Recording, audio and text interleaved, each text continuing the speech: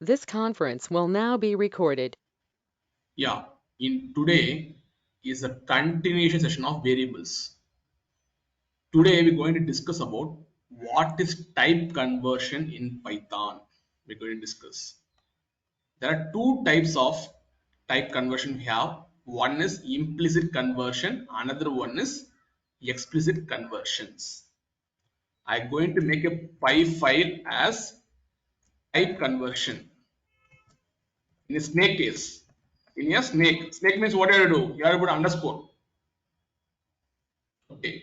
If it's a Pascal case means the starting should be upper, the second word also should be in the uppercase. Starting character should be uppercase. Now I'm typing in the sense of snake case. Okay. Today we're going to discuss about type conversions. Type conversions. Already I said to you, we have two types of conversions. One is implicit conversion, another one is explicit conversion. Before going to the implicit conversion, explicit conversion, I want to say why we need to go for type conversions. If I want to convert one data type to another data type, okay, normal, if you're writing some application, we'll convert one data type to another data type. For example, I'm storing x equal to 20. I want to convert that number into float means you want to do some type conversions you have to perform. Okay. Now we have two types of conversions. One is implicit conversion, another one is explicit conversion. Implicit conversion, the Python interpreter itself automatically convert one data type to another data type. There won't be any user, there won't be any user no need to change. The interpreter will take care of everything. The interpreter will convert one data type to another data type without any user involvement. Without any user involvement. The first conversion is going to be implicit conversion. Implicit conversion. Interpreter will take care of everything. Nothing to worry about by the user. Now, I'm going to give some small example like L equal to 500. It's what object it belongs to? It belongs to integer object. Integer. And then next I'm going to get one more object. It's a float object like 50.78. It's a float object. Now I'm going to perform addition. Yes, I'm going to make it m. This variable as a pointer, it's referring to the float object. And then I'm going to perform n equal to L plus m. Now your Python interpreter will going to perform the implicit conversion. It's going to convert. I given the integer object as well as float object. Automatically, it's going to convert into a float object. If you print and see, the result is going to be a float object. You might be wondering how it's converting to a float value, because if you take integer, it's 4 bytes. If you take float, will be 8 bytes. 8 bits equal to 1 byte. Okay, float is 8 bytes, integer is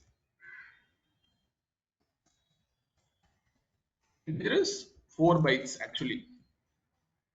What the interpreter will do, whichever data type is having higher bytes, it's automatically the interpreter will convert it to a higher, which data type having higher bytes, it will automatically convert to a that data type. Now L is integer type, it having 4 bytes, float is 8 bytes, automatically will convert it to float. Okay, implicit conversion, no need to worry about conversion. Everything interpreter will take care. Okay.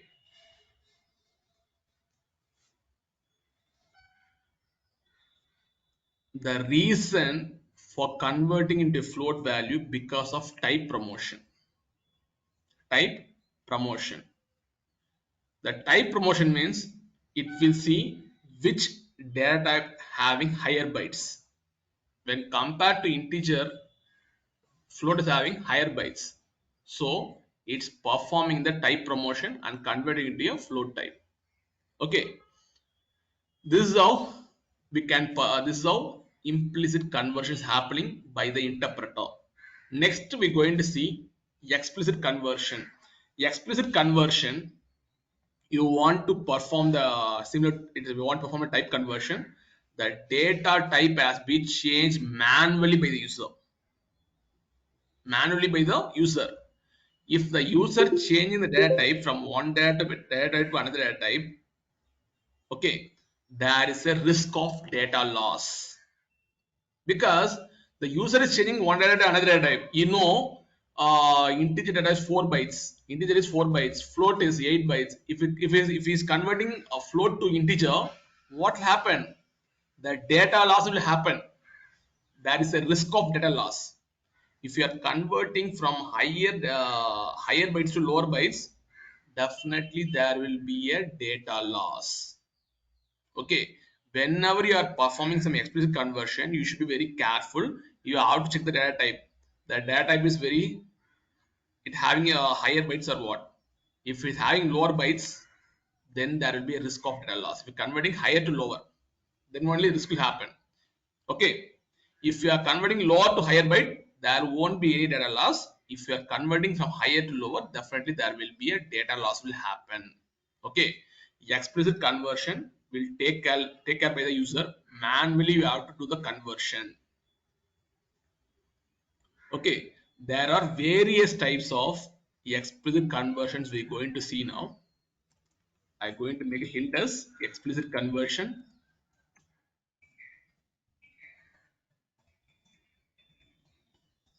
You already aware that if you convert higher to lower byte, what will happen? Data loss will happen. So be careful when you are performing the explicit conversions.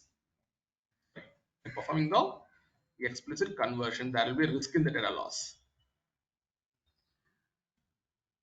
Now, what I going to perform, I going to take one variable, somewhat m equal to, I going to take one string, 10010.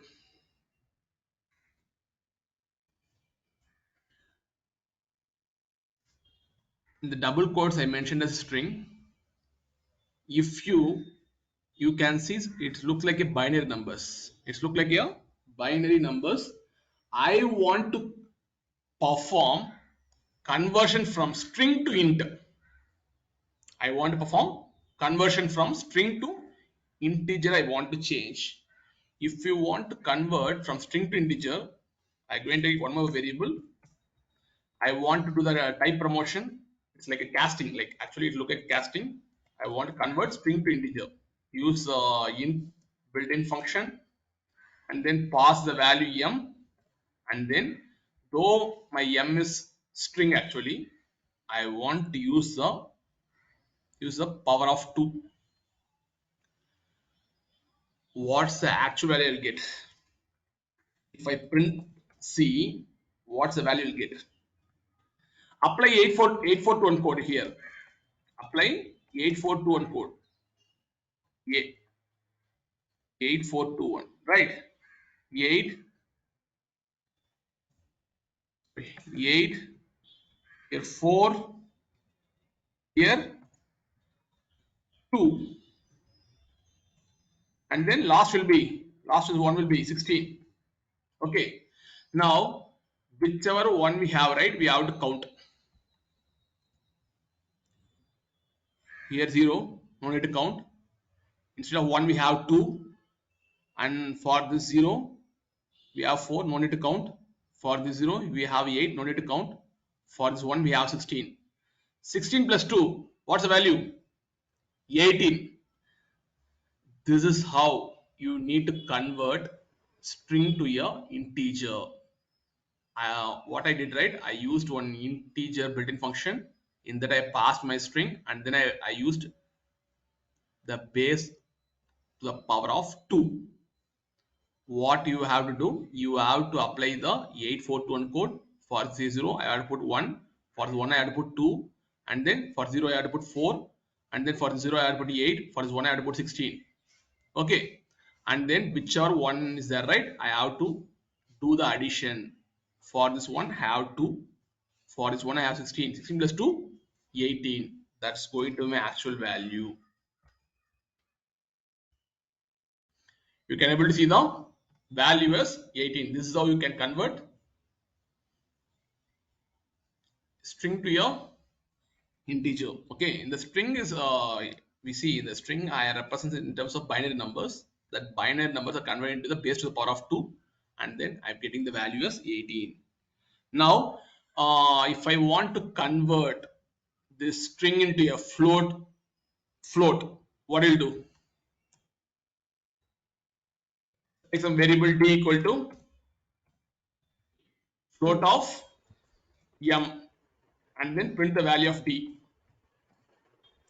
Print the value of d. You will get the thing is floating point value. You can see 10010.0. This is how you can perform the explicit conversion. There are various conversions we have. I said some basic things. Okay, this is how you can convert binary number is represent a string. That string are converting to int to the base to the power of 2. Okay, now I want to convert character to integer. Character to integer. Next we're going to see that comes under explicit conversion. Character to integer. Character to integer. See, everything is very important actually. If you are working on strings, you should know all these things. Okay. Now I'm going to take one character.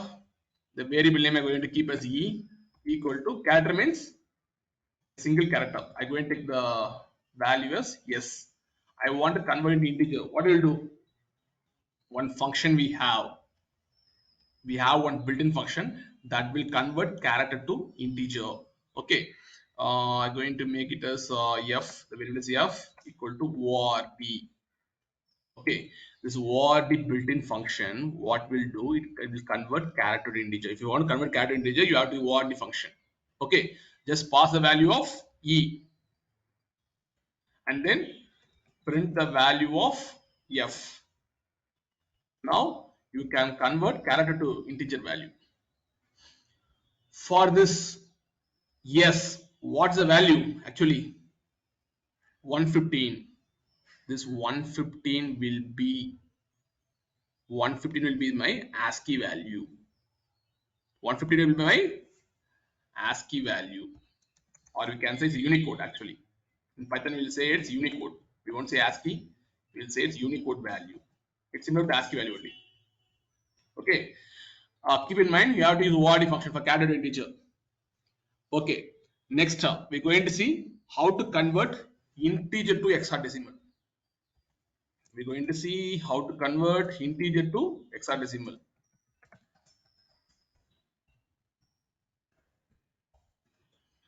Okay, what I'm going to do? Okay, I'm going to take variable c, variable c, and then I'm going to use only x function. F stands for function. Okay, f stands for function, x function. In the x function, I'm going to pass some 56 value. Value I'm going to pass some 56 or 70, 156 I'm going to pass. I want to convert this 156 integer value into x value. Okay, you have to make 16 power of 0, 16 power of 1, like this you have to convert. What you have to do, this 156 is going to convert to binary number. After converting binary number, you have to use 16 power of 0, 16 power of 1, whichever one is there, right? You want to convert into 16 to the power of 0, 16 power of 1. Finally, you're going to get this value as x integer to hexadecimal. See, 9c is your hexadecimal value. This is how you can convert integer to hexadecimal. Okay, next up, I'm going to convert integer to octal. Integer to octal. Octal means 8 power.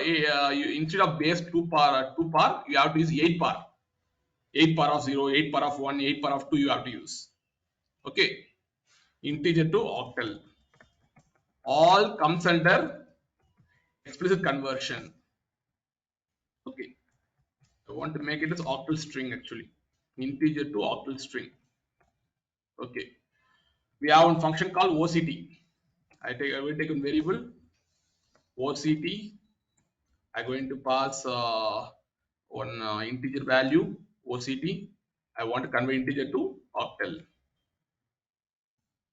Print D, and then you can see the octal value. This is the octal value going to get 113. 113 is the octal value. Okay, this is how you can convert how to say integer to hexadecimal, integer to octal. Okay, and then you can convert character to Unicode values. You can able to convert. Now I am going to show how to convert string to tuple, string to set, string to list. We are going to show now. I am going to convert string to tuple, set, and then list. Now take one string s equal to Java. Okay, how to convert tuple? Just take some variable. You have to use kind of built-in function. Just put yes. What the tuple will do, it will take character by character, and then it will be coupled with one tuple. You can see some normal brackets. Tuple is immutable.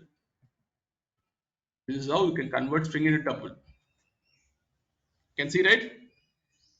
Can see all the characters are grouped under a tuple. Tuple is immutable. Okay. If I want to convert the set, what you can do? You have to use the set built-in function and then pass s value. That's it. This is how you can convert string to set. Set contains does not contain any duplicates. Set does not contains any duplicates. You can see it removed the a because a is occurring multiple times. Set is not containing any duplicates. List will contain duplicates. Okay, fine. As well as set is not maintaining any order. Okay, fine. We're going to see how to convert string to list. String to list. What you can do? You can use the built-in function and then pass the string and then print e value. You can see I converted the entire string into list by a sequence of characters. By sequence of characters, I can see. Okay. Next, I am going to show that is going to the last conversion of explicit type. How to convert a number. I'm going to give some number. I want to convert the number into a ASCII character. ASCII character. I'm going to give the input as number. Some number I'm going to give 76, 77, 78 going to pass. I want to get the ASCII value for a particular number. Okay.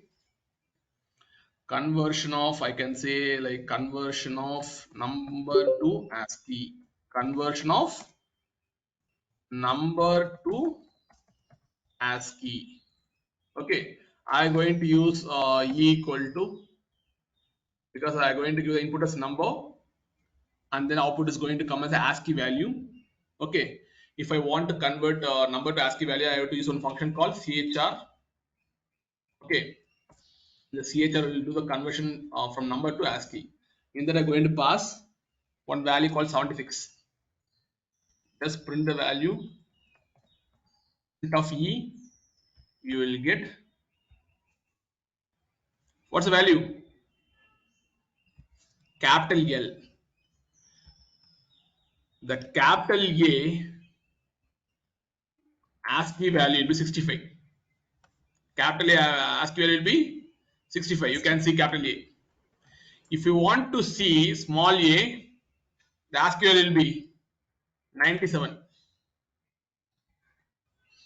97. If you pass 122, you can get the Z value. Okay.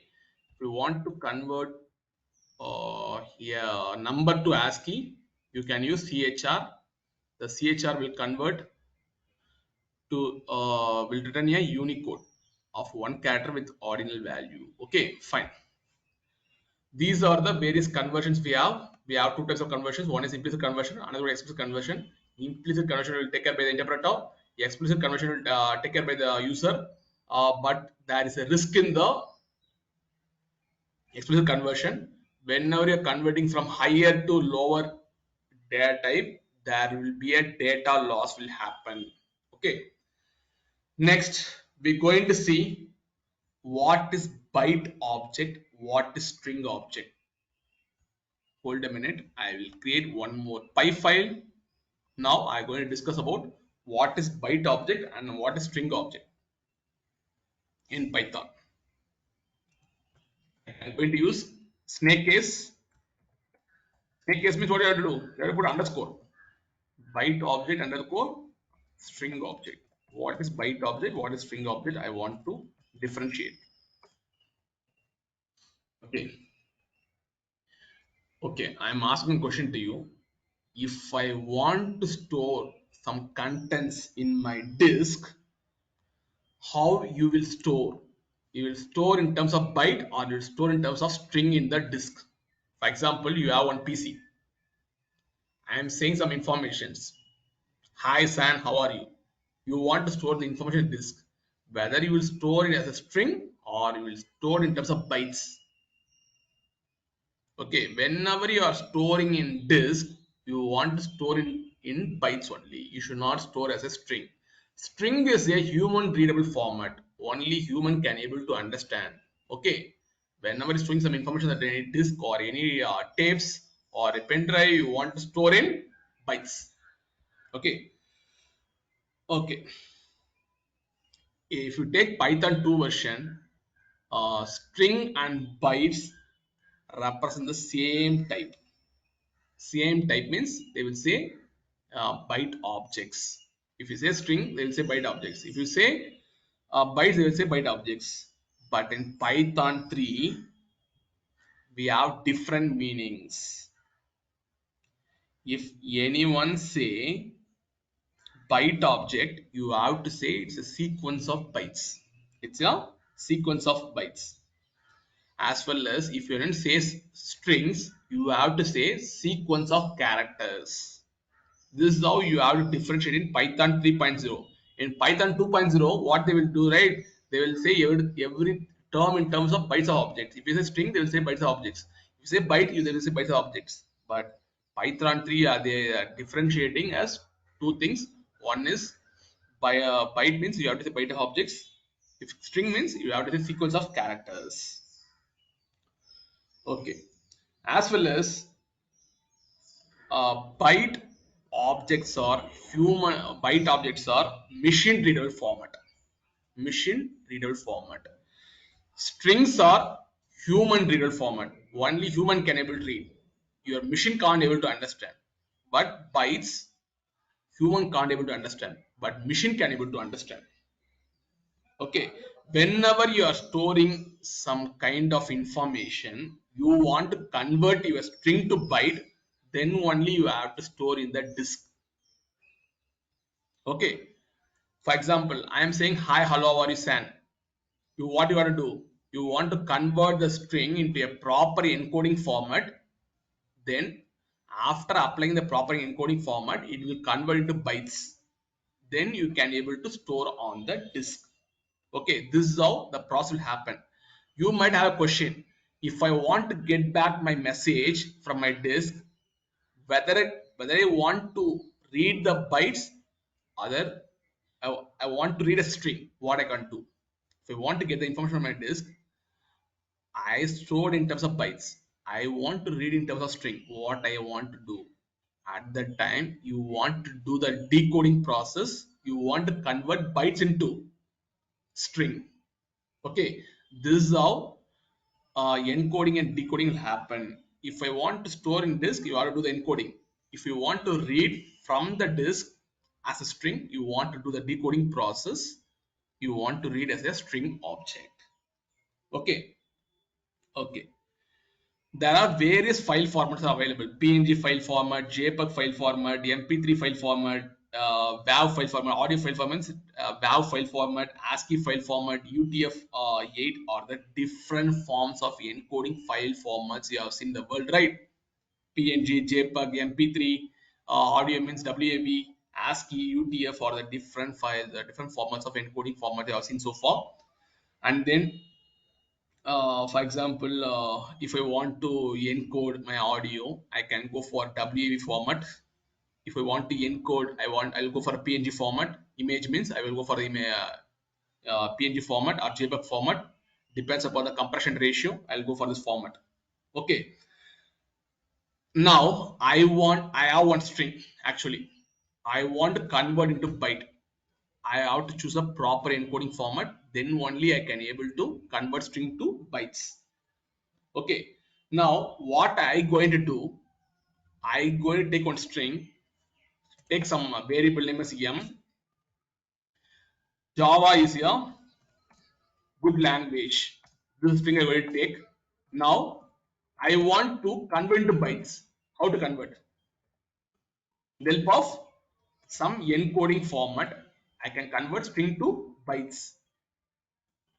Right. Now, okay, I want to make my entire string as byte object. Just take one variable, put b. If you put b before the string, what will happen? It will convert the entire string object to byte object. I already said to you, if you find the type, what object belongs to? Print type of m. What object belongs to? It's a string object. If I want to convert into a byte object, what I have to do? Instead of double quotes preceding, I want to put b. Now the string object is converted into byte objects. Let's check what happened. I converted the entire string into byte object. You have to say it's a byte object. That's what I want representing these things to you. Now what I going to do? I going to take one more variable and then I going to use same string and then make it as b before the string. Now I can sorry I use multiple double quotes, right? Okay, this is how I convert into a byte object. Okay. Uh, yeah, I convert to byte object directly. I can't be able to store in my disk. There will be a proper encoding format for each files. If it's text file, I have to use ASCII or UTF-8 encoding format. If it is text, I can use for UTF, unit transformation encoding. UTF for 8 I can use, UTF-16 I can use, ASCII I can use. This kind of encodings I can do, and then only I can able to store in disk. Okay. And then if I want to convert my bytes into a string, I want to perform decoding. There are so much decoding methods available, decoding logics are available. Using decoding, you can able to recover as a string. Okay, now I convert the byte object. Now what I going to perform? I going to do some encoding operations over here. D equal to m a string, right? M dot encode is actually in Python 3.0 it's available. M dot encode I going to perform ASCII encoding, American Standard Code for Information Interchange. Okay. Now I going to check if condition. I going to check whether the encoding is happened properly or not. Encoding is happened properly or not. Okay. I don't if condition. Yeah. Hold a minute. I want to use if condition. Yeah. Okay. I can use if condition. and then I'm going to check d equal to n. B equal to n. Okay, this will eliminate, remove redundant brackets. No need to use brackets. Okay, if you use bracket also no issues, but don't put redundant brackets. Redundant means duplicates. Okay, it's going to create the duplicates only. If you put bracket also no issues will come. D equal to n. I going to print encoding is successful. Encoding is successful. Okay, and then I'm going to write one else condition. Else condition, what I can do, right? You should go for proper indentation. Come out of this indentation. Just type else, and then just to use on print statement. Encoding unsuccessful. Encoding successful. See what I am trying to do. I'm converting the string into a byte object, and then what I'm trying to do using encode. Again, I'm converting into a byte object using ASCII encoding. If you have doubts, you can check. Let's see. Print of type of B.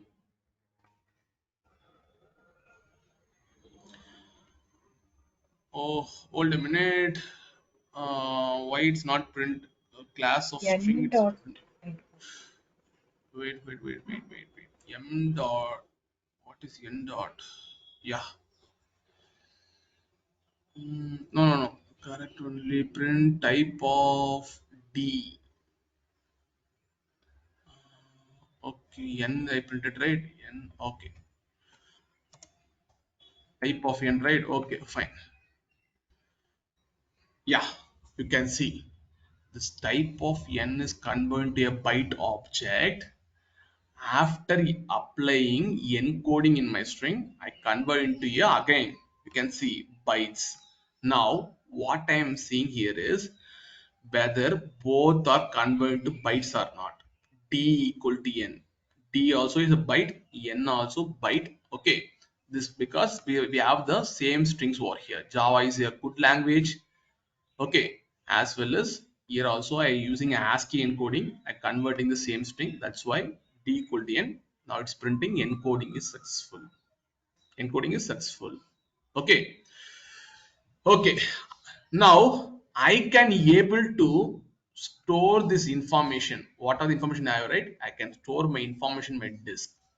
I already said to you, bytes is only machine readable form. Okay, machine can able to only read as well as write. If humans want to understand, what you have to do? You have to do the decode processing. You want to convert bytes to string. Now we're going to perform decoding process. What is decoding process? Byte to string. Encoding means encoding process in the sense of string to bytes. Okay, now what I'm going to perform is decoding. What I can do, I can have the same string, but there is one more method called decode method. Using decode method, what you can do, decoding method is process of converting something to byte object to a string object, as well as we have one method called decode method, as well as you can use a decoder method. You can get back the characters one by one in the form of string, as well as short term we can say decoding is the inverse process of encoding.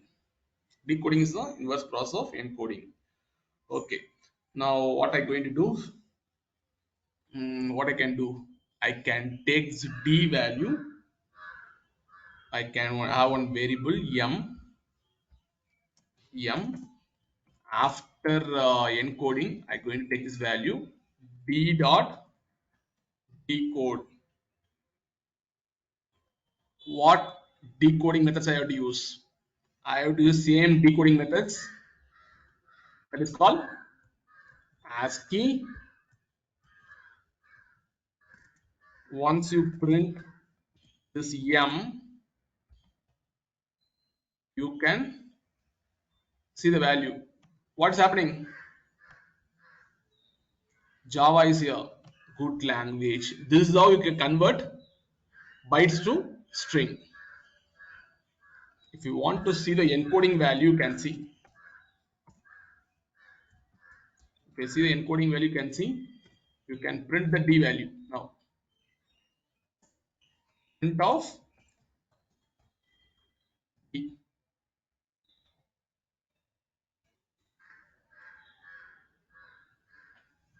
See, you might be thinking like, see, it's look like a string, but this convert entirely convert into a byte object. Okay, few of the things human can able to read. Some special characters, some kind of strings we can't able to read. It will some look like a encrypted format. Okay, but now it looks like a string, but actually it's a byte object. Okay, fine. This is how you can convert the string a byte to string as well as string to byte object by use of this encoding mechanisms. Okay, now we're going to see um, one more example. Yeah,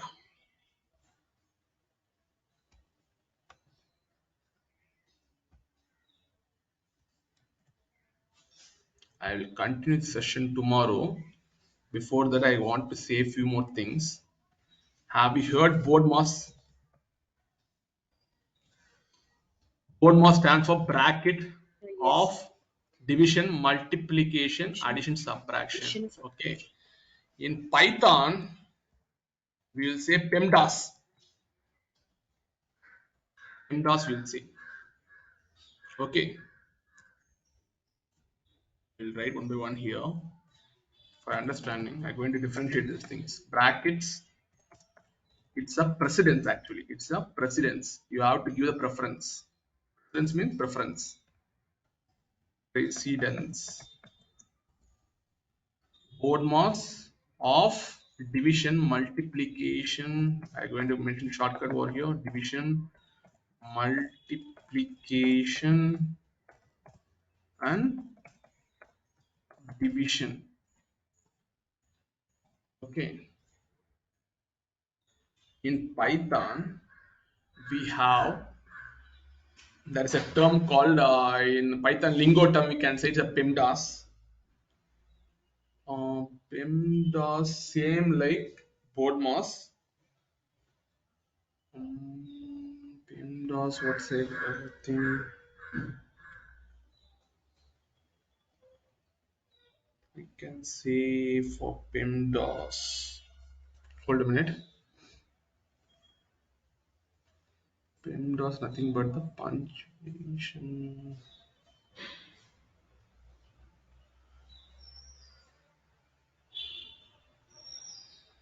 PEMDAS is going to be